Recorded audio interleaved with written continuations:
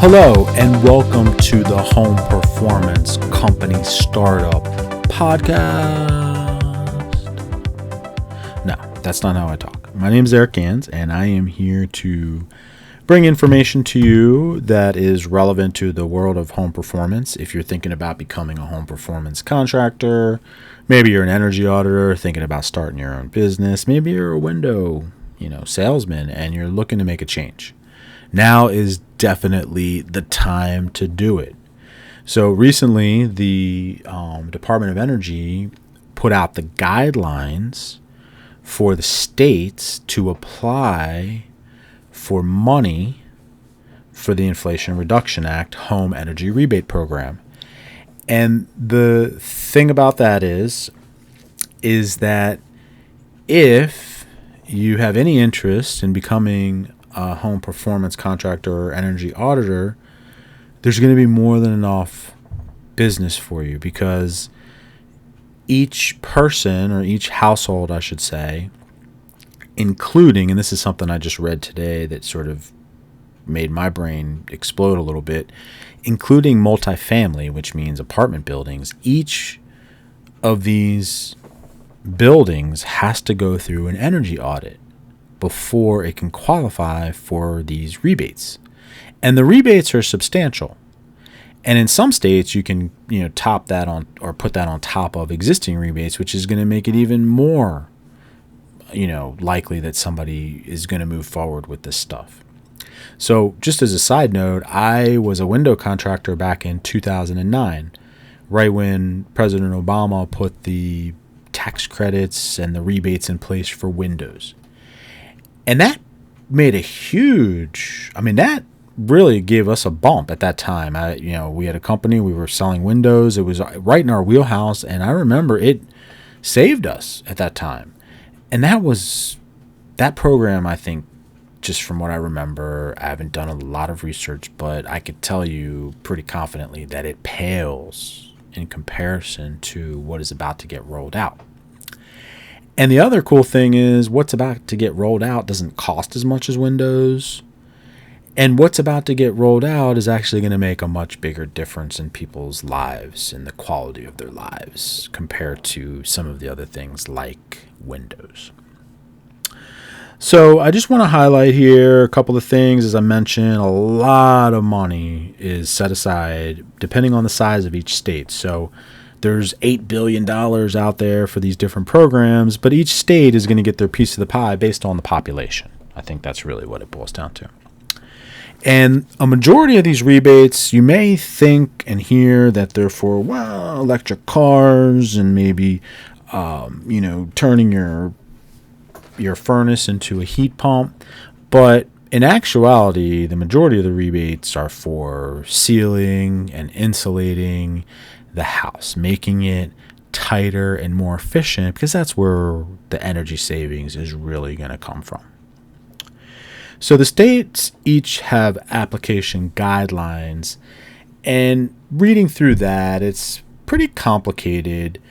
But the reason why this program isn't just rolling out real quick and the money isn't just readily available is because in order to measure the results, you've got to have some kind of a system in place. In other words, if you're going to go in and you're going to take a look at a house and do an energy audit, that the job of the audit really is to not only assess what the house needs, but also paint a picture of where it is now. And then that information can then be used to give us a picture of how much that particular building will save once it's retrofitted and kind of brought up to, speed, I guess, or modern times. So each state, as a result, has to come up with some kind of a plan on how they're going to accomplish this. And, here's the thing. I'm not sure where you are when you're listening to this, but I'm in Maryland, and I'm excited because we already have a program in place, and it seems like, from what I'm reading, a lot of the things are going to be similar, the same. They're going to translate. So that leads me sort of to the next thing, which is there is, in this application process, is room for states to do a fast track, where if they already have some of the things in place that they need, or they feel as though they can accomplish the plan that's set forth in these guidelines rapidly, then they can fast track and get this program up and going before the end of this year, 2023. But the deadline for all states to apply for the funding, which is going to be in place for, I think, the next 9 years at this point, and then 8 years in 2024, is 2025, January something or other, 2025. So once again, I just want to reiterate here that a big point to all of this, and the reason why it's important and the reason why I'm talking about it, is because, and I think I did say it, for every one of these rebates that goes out the door, an energy audit has to take place. So that leads me to my next part of my little spiel here, and that is that if you're considering, getting in on the action, then here are a few things that I recommend that you do. One, first off, I want you to visit bpi.org. That's the Building Performance Institute. I want you to go in there and I want you to familiarize yourself with the BPI 1100 standards, which is the 1100 T23. And I believe that's the Home Energy Auditing Standard. And you also want to familiarize yourself with the BPI 1200S 2017, which are the standard practices for basic analysis of buildings. I think I got that right. If not, it's the other way around. But here's the thing about all this. You just have to pick up those two standards, book of standards, and just read through them and just start to absorb some of the information. Don't try to understand everything. Don't try to figure it all out. Just introduce yourself to some of the concepts in those standards. Let your mind be, connect with some of the things that are going on there. The next thing you want to do is you want to watch some videos. You want to get on YouTube. You want to check out videos about air sealing. You want to learn about crawl space encapsulation.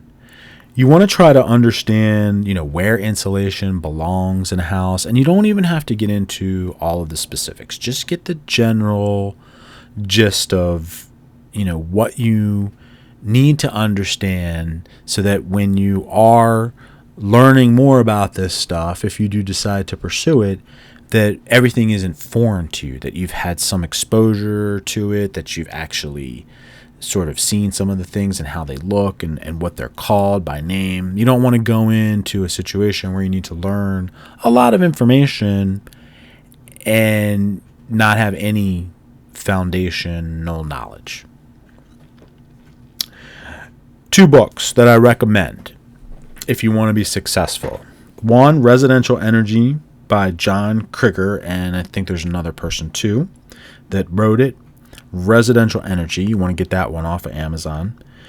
And then the other one that I recommend that I really think is a great book about sales, and it's not so much a sales book, but it's really just a book about the art of sales and important connections that you need to make with people. And it really fits nicely into what an energy audit does organically, because an energy auditor is making high-level connections with the homeowner on a regular basis. And this book takes the ability to make those connections or takes those connections and gives you the ability to even take them further. So I really think it's important that you read or listen to that book on tape. I also, number 4, recommend that you join the Building Performance Association.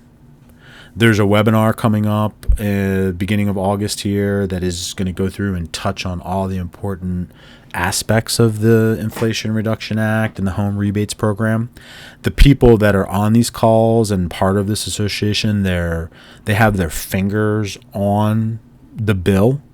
They are the people that, the presidential teams came and consulted with for advice on how to go about getting this program in place. And let me just tell you, the reason why all of this took place behind the scenes, if you didn't know any of this, is because the things that we do on a daily basis in home performance are the things that really make a difference. They are truly saving people energy. And when you get up in people's attics and you see, for lack of a better word, the disaster zones that are in attics and how terribly insulated they are, buildings and homes and houses and multifamily apartments, they are ripe. They are ripe for retrofitting, for insulating, sealing. And that's why such a large investment of money is going to be put into this, because it is going to go such a long way. And then everybody's going to have a better quality of life too. So the last thing here I recommend that you do is sign up for the Department of Energy. It's energy.gov/SCEP, which looks like it's the Office of State and Community Energy Programs. Get signed up there, get newsletters, anything you can do to stay connected to this thing, because the more you learn about it and the more in tune you are with it, and the more you focus in on the things that I'm doing every day, but look at it from your own, I'm not trying to push my life on you or anything. I just highly recommend that you go in and see the types of things that home performance is doing. And if you're a contractor and you get that exciting feeling of making, I don't want to say the sale, but making that connection, earning that business, getting that contract, and you like to do it in a way where you like to, actually improve somebody's quality of life, and you actually are out there helping people, this is just a great platform for that. It's a great field to get into. It's part science. It's part construction, home improvements. It's part common sense. We all live in buildings, so it's even connected on a personal level. There's connection because, you yourself have to live in some type of building. So you have some type of comfort in your life, and you like to manage that. And it's really fun to try to help people and see, how different, houses, even in the same climate, can be inside. Just from some of the problems that I'm seeing on a daily basis. So anyway, I'm going on here. I just wanted to bring all this to your attention. Thanks for listening. I hope this is helpful, and have a great day.